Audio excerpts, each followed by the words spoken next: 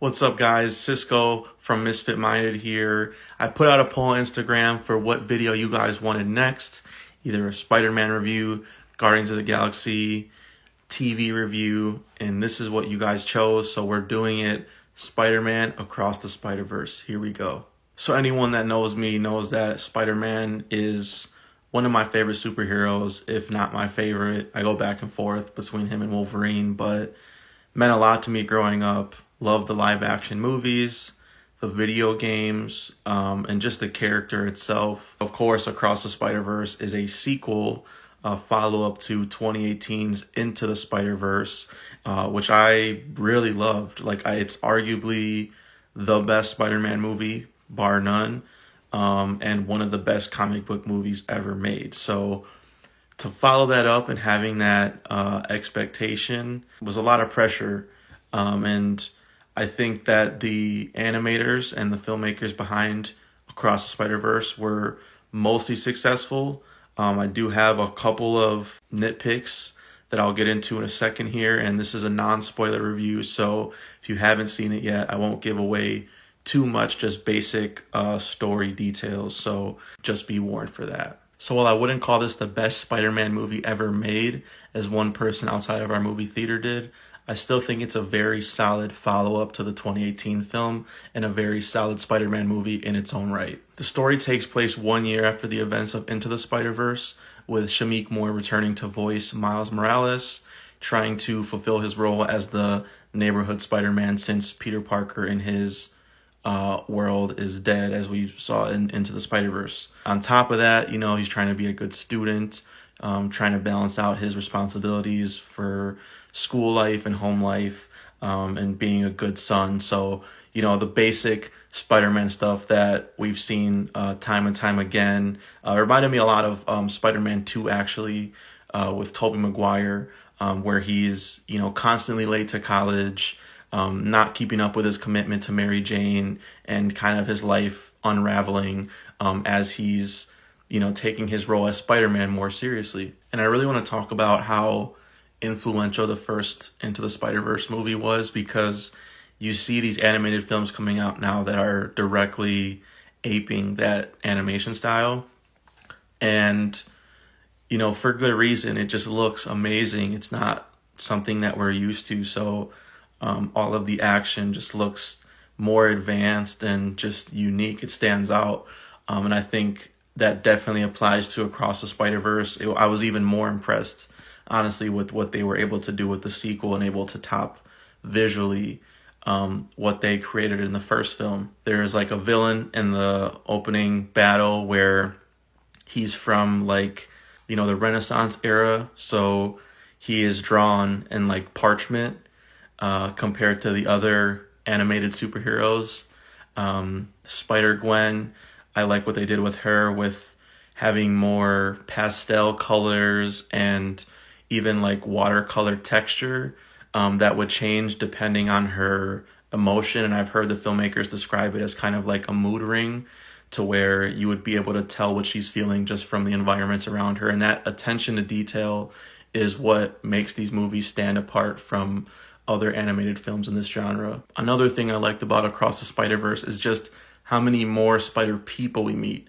I love the original team and Into the Spider-Verse, but this time we get to meet Indian Spider-Man and his vibrant homeworld. We get to meet Hobie, or Spider-Punk, voiced by Daniel Kaluuya, and he's animated in this British punk rock aesthetic, the Sex Pistols and other 70s punk rock bands. Issa Rae, Spider-Woman, is taking care of business while pregnant on a motorcycle. And then Oscar Isaac is this moody Miguel O'Hara, or Spider-Man 2099.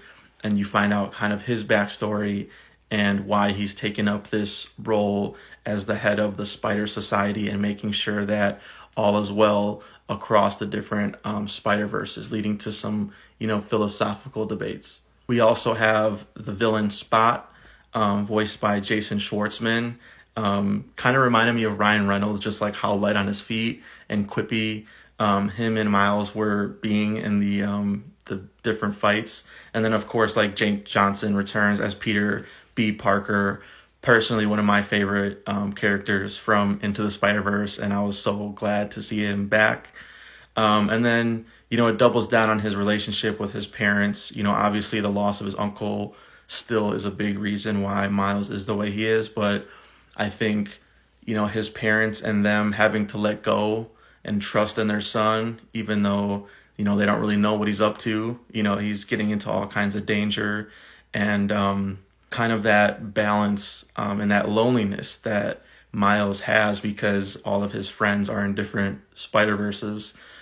So he's having to act like he's out with friends and partying all this stuff, but he's not. And so that kind of inner conflict was really interesting. And then to contrast that with Gwen, who feels like the same way. And there's actually a lot of time devoted to Gwen in this, which I really liked as well. At the same time, while I loved all the addition of the Spider People in Across the Spider-Verse, I also did feel the 2 hour and 20-minute runtime, especially in the third act.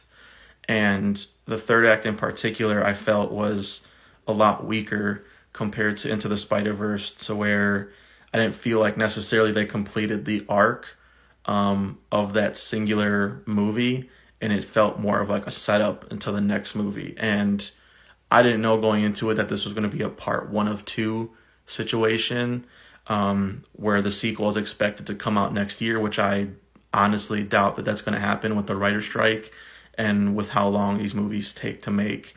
And while, the cliffhanger ending was cool in a, wanting more type of way, it also left me kind of cold compared to like all the stuff I liked in the first act and the second act. But even with those minor nitpicks, this is still a must-see movie in theaters.